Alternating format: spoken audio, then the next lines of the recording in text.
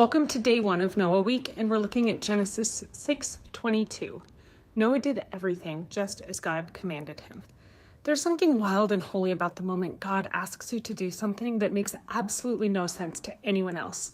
Noah knew that feeling.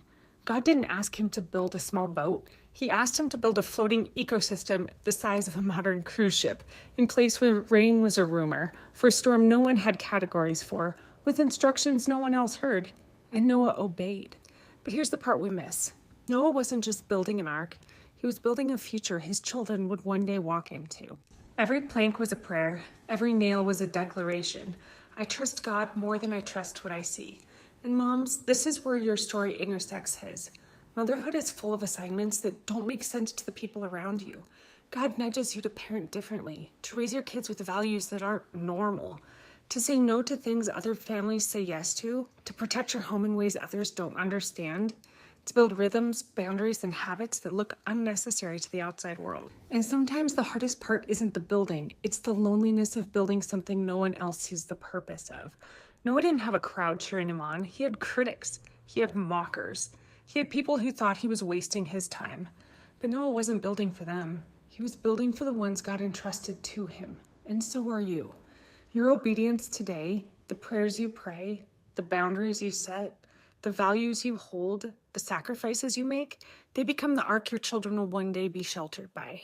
You may not see the storm yet. You may not see the fruit yet. You may not see the purpose yet, but God does.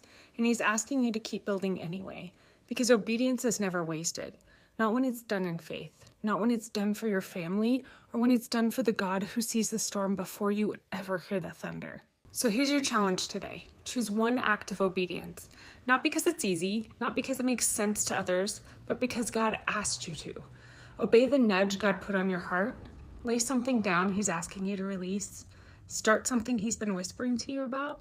Just take one small step in the direction he's been pointing you and tell God, I will obey you even before I understand you. And as you do, I'm praying over you. Lord, give this mom and Noah level obedience. Help her build what you've asked, even when it doesn't make sense. Strengthen her hands when they're tired, steady her heart when she feels unseen, and remind her that every act of obedience covers her family. Thank you for seeing what she can't yet. Help her trust you with every plank. Amen.